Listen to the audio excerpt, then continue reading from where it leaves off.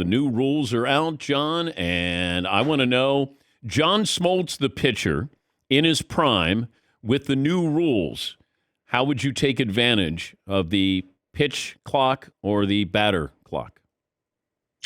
Well, that would have been right up my alley because, the biggest thing I loved about starting pitching, I get to go when I want to go. And I was a fast worker. That was really something that was always taught to our staff, Glavin, Maddox, myself, whoever's in the staff. That was Leo's biggest preach is let's go get the ball. And we were trained for that. And so, information and everything that's kind of slowed the game down, it's now trained to process more information.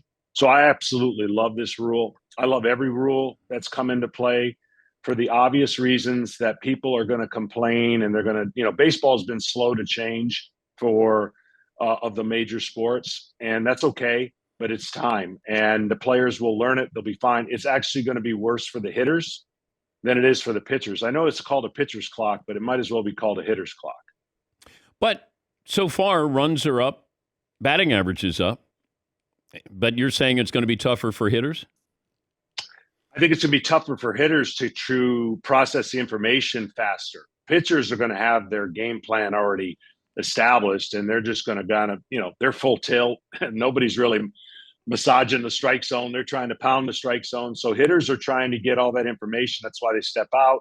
They're trying to see what they have absorbed during the day. In my opinion, there have been some notorious slow pitchers, but that is a minority. And I think that the game in and of itself, with all these rules, I'm excited about every one of them. I'm telling you, there's going to be unintended consequences that are going to affect the game in a positive way.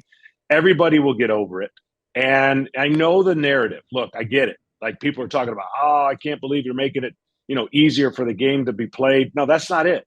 The data's showing the game takes too long. And when the game takes too long and philosophies are set in place, you can't go to an individual club and say, I need you to change your philosophy.